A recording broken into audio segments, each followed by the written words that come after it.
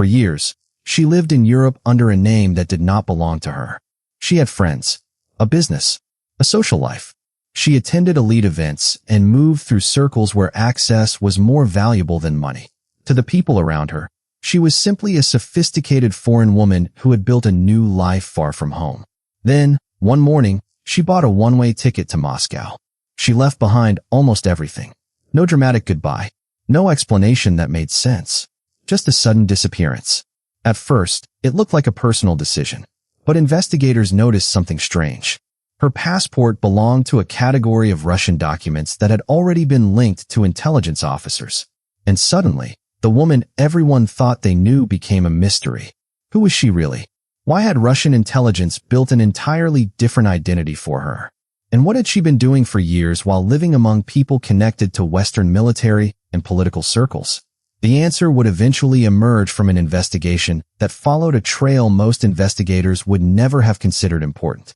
A passport number, a forgotten digital footprint, a dating profile, and incredibly, a cat. This is the story of how an apparently ordinary woman living in Europe was unmasked as a Russian intelligence operative, and how investigators eventually connected the woman they knew to the person she had been hiding all along. The investigation did not begin with a photograph. It began with numbers. In 2018, investigators were studying Russian intelligence officers connected to the poisoning of former Russian spy Sergei Skripal in Britain.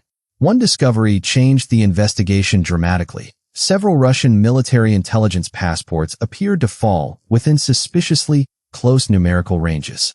A passport number, by itself, means almost nothing. But when the numbers begin appearing around known intelligence officers, they become a trail. Investigators started examining other people who had received passports from the same suspicious ranges. Then they found a name that made almost no sense. Maria Adela Kuhfeldt Rivera. The name sounded Spanish. Her life appeared international. Her movements connected Russia with Western Europe. And there was one especially strange detail. She had repeatedly traveled between Russia and Italy for years. Why would a woman supposedly born in Peru be traveling so frequently using a Russian passport? That question became more interesting when investigators looked at where she had chosen to live. Naples. Beautiful, crowded, and strategically important. The city was also home to NATO's Joint Force Command. For an ordinary jewelry designer, it was simply a place to build a business. For someone working for Russian intelligence, it could offer something much more valuable. Access.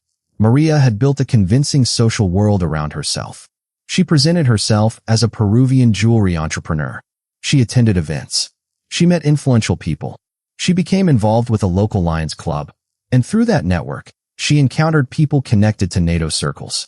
On the surface, none of this was illegal. That was precisely what made it interesting.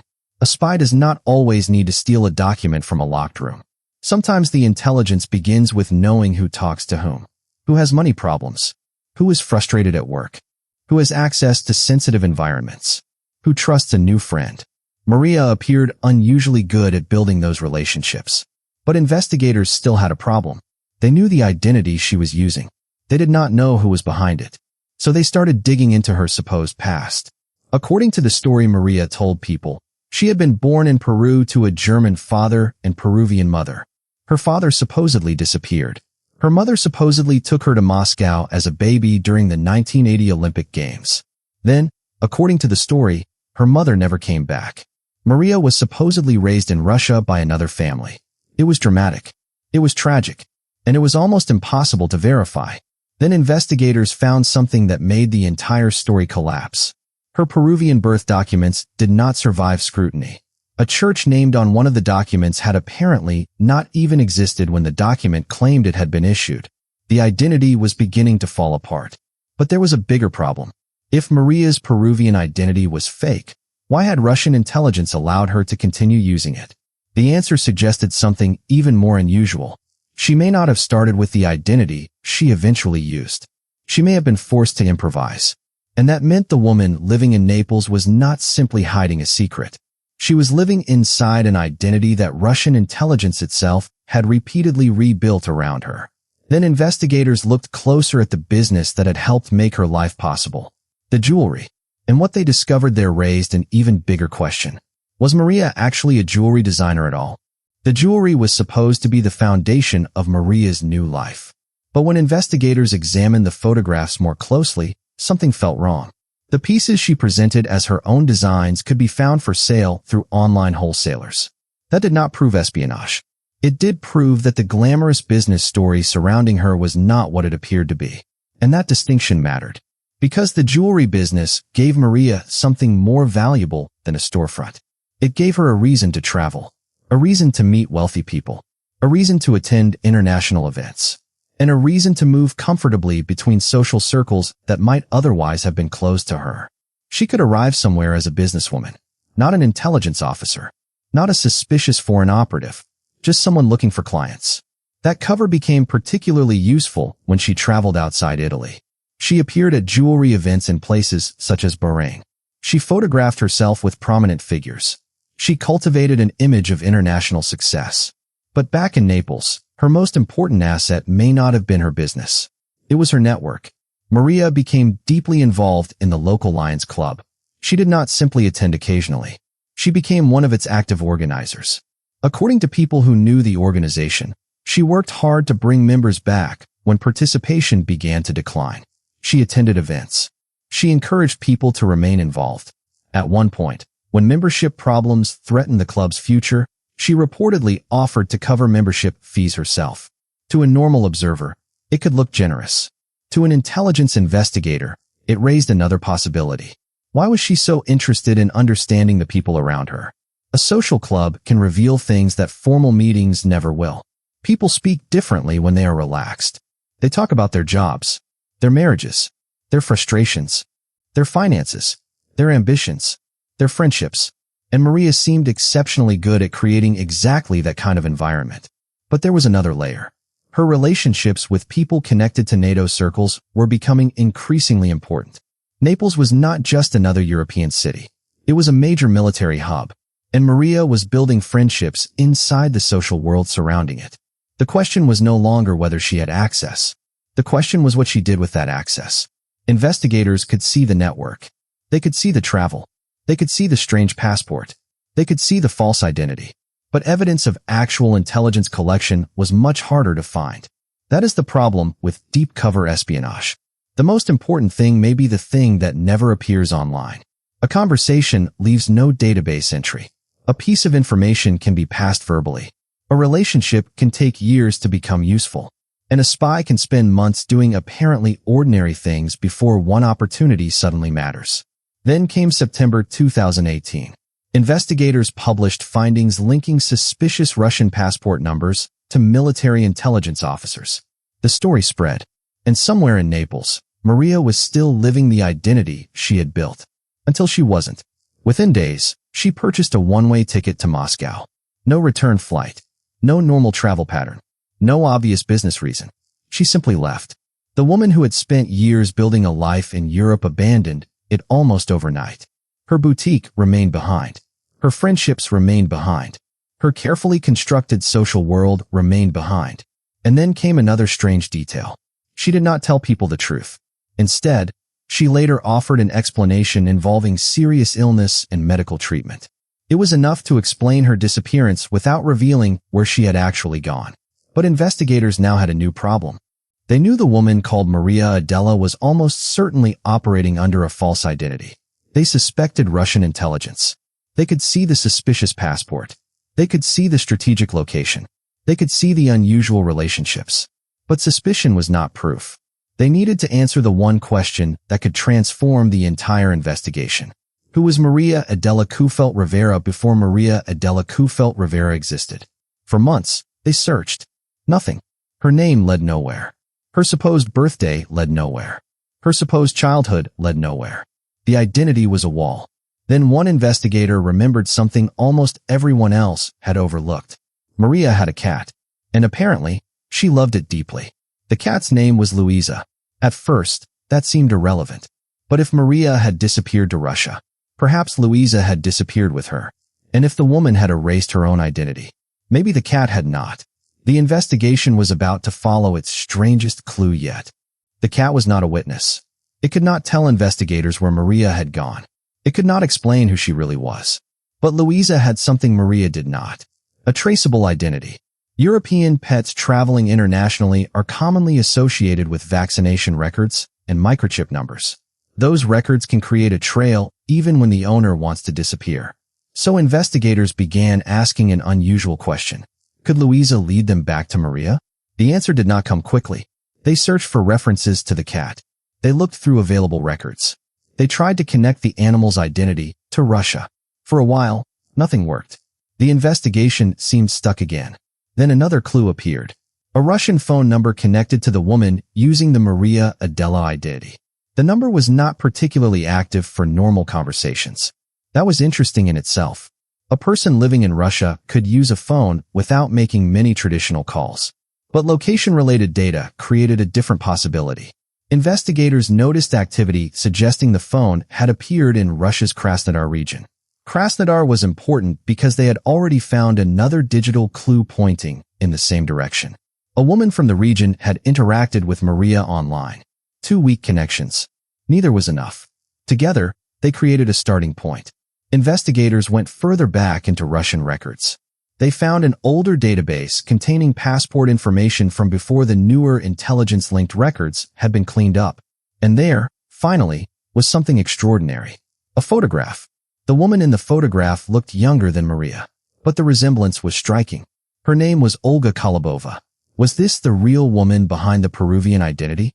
The investigators could not afford to guess. A mistaken identification would destroy the investigation. So they began comparing everything they could. They showed the photograph to people who had known Maria personally. The reaction was immediate. They believed the younger woman was Maria. But investigators still needed something stronger than recognition. They needed a connection that could survive scrutiny. They searched for Olga's digital presence. They found traces on Russian social platforms. There were no obvious photographs revealing everything, but there were small details. She appeared connected to animal-related communities. She had interests that echoed things investigators already knew about Maria. She had connections to places outside Russia, and there were hints of the same lifestyle. Still, none of these details alone proved anything. Then investigators discovered something that made the case much harder to dismiss. A dating profile. The woman behind it was using the name Olga, and the photographs began to look familiar, not merely similar. Familiar. Investigators had already collected photographs from Maria's European life. Now they had access to a profile connected to Olga. They began comparing images. Then they found it. A photograph appearing on the Russian dating profile was the same image that had previously appeared in Maria's European social media presence. The two identities had collided. The woman who had disappeared from Naples and the Russian woman investigators had been tracking were now connected by the same photograph. But there was still one question. Who was Olga Kolobova? And why had she been living such a carefully constructed life abroad? The investigation now moved from identifying a false identity to understanding the person behind it. Records showed that Olga had a history in Russia. She had registered a business in the Krasnodar region years earlier. That old address opened another door. Her family. Investigators discovered that her father had a military background and had served in several countries.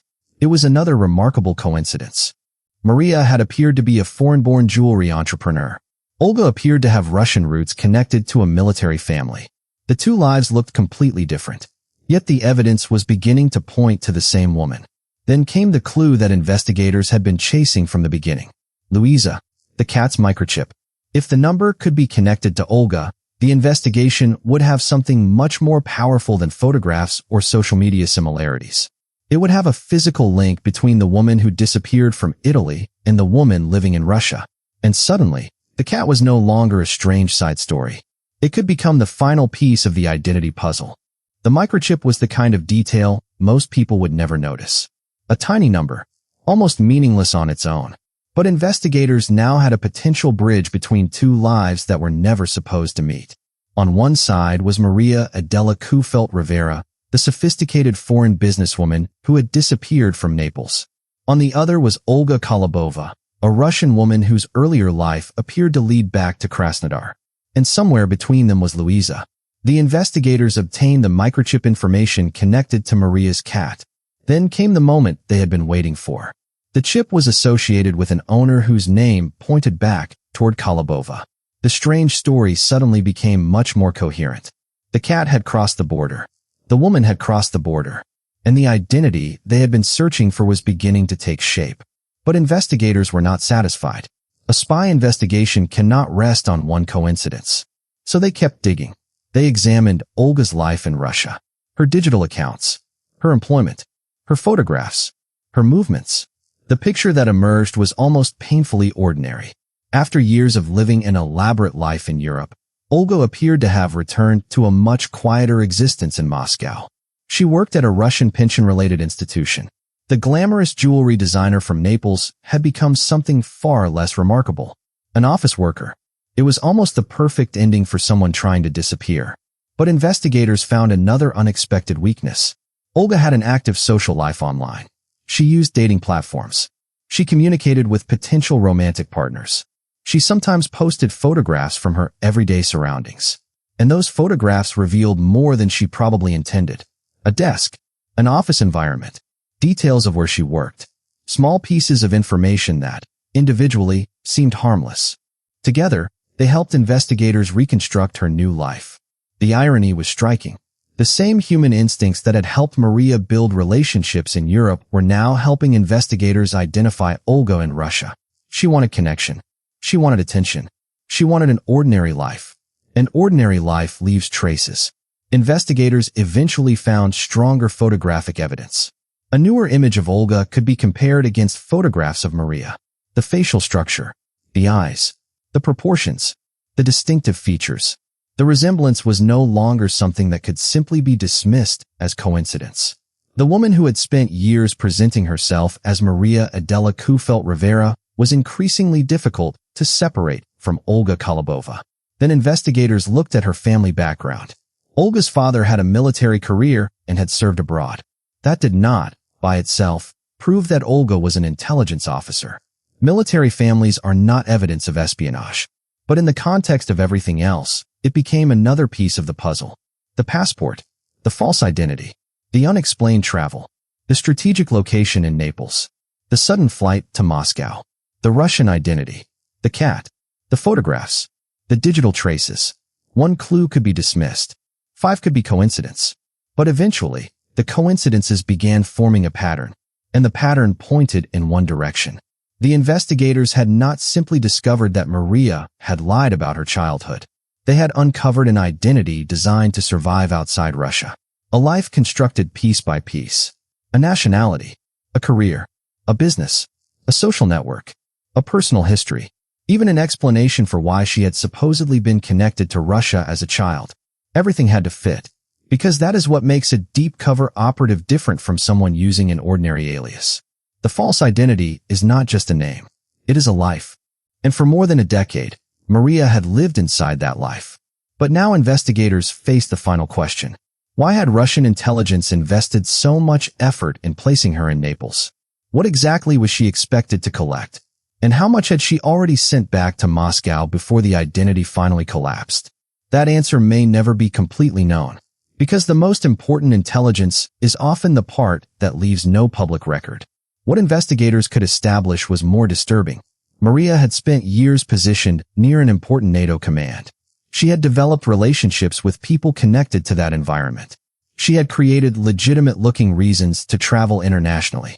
And when her cover was exposed, she did something that made the entire story suddenly make sense. She did not fight to preserve the life she had built. She abandoned it immediately and disappeared into Russia. But there was still one final piece of evidence capable of turning a compelling investigation into a devastating identification. A photograph taken years after Maria had vanished. And when investigators found it, they were no longer looking for a resemblance. They were looking for the same woman. The photograph changed the investigation. For years, Maria Adela had existed as a carefully constructed person. A name, a nationality, a profession, a social history, a life. Now investigators could place that life beside another identity and see the same woman. But the photograph was only the beginning of the final confirmation. The evidence had begun to converge from completely different directions. Her supposed Peruvian origins had failed scrutiny. Her Russian passport belonged to a suspicious intelligence-linked range. Her European life had placed her in Naples, a city with enormous strategic importance for NATO.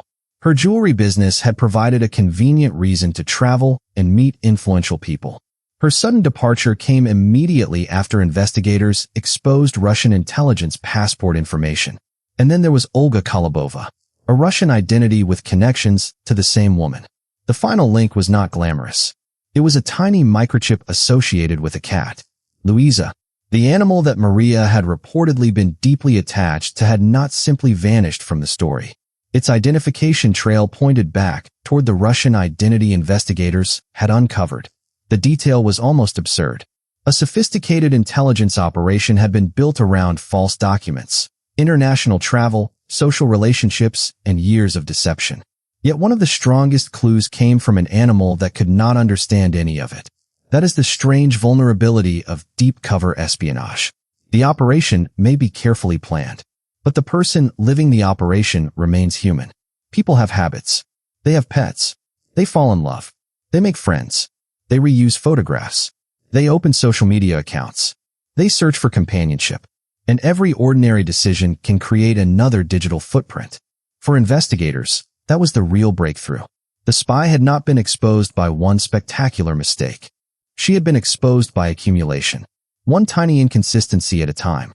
The false passport, the questionable birth story, the suspicious travel, the strategic location, the strange business, the social network, the sudden disappearance, the Russian identity, the dating profile, the photographs, the cat. None of these clues was enough alone. Together, they became difficult to explain away. Investigators ultimately identified Maria Adela Kuhfeldt Rivera as Olga Kolobova, a Russian intelligence operative associated with the GRU's illegal program. What exactly she reported during her years in Europe remains largely unknown. That uncertainty is important. There is no public record revealing every piece of intelligence she may have collected. And that may be the most unsettling part of the story. The public sees the cover, the boutique, the charity events, the photographs, the friendships, the glamorous trips. But intelligence work happens underneath all of that. Sometimes the most valuable information is not a classified document.